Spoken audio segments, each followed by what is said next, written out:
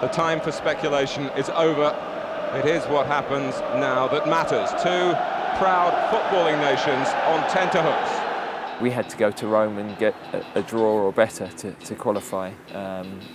That was a really memorable night because Italy at that time were quite a vogue team for certainly our media. Gianfranco Zola had scored, they'd beaten us at Wembley. And of course, greats at the back for them, Nesta, Cannavaro, Maldini, who would walk into any World 11 at that time. I thought Glenn Hoddle organised our team brilliantly. We were able to soak up a lot of pressure, but we played in a really disciplined manner.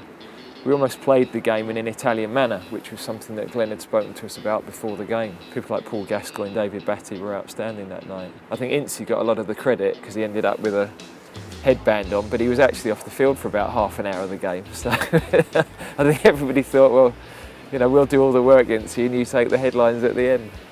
And obviously, as confidence grew, we went for the win at the end, and Wrighty, I remember, hit the post, didn't he, in the dying minutes.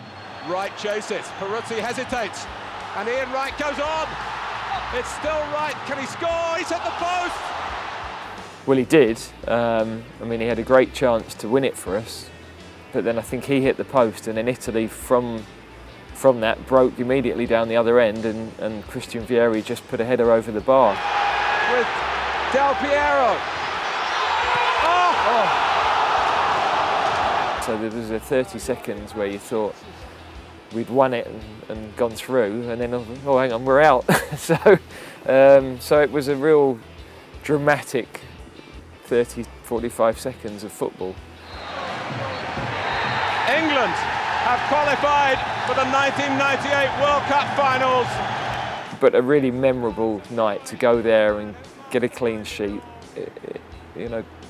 Many ways to go through in tournaments and many ways to get key results, and very often it's memorable goals or memorable pieces of skill, but that was a really dogged professional performance. And the only disappointment for me was that after the game, Teddy Sheringham and myself were the numbers pulled out for the drugs test. So while all the celebrations were going on in the dressing room, we were sat on our own with some bloke from the Italian Medical Association. And after about an hour or so, Gazza came in because he'd played his club football at Lazio in that stadium, and he'd somehow remembered that the only beer in the stadium at that point was in the fridge of the medical centre.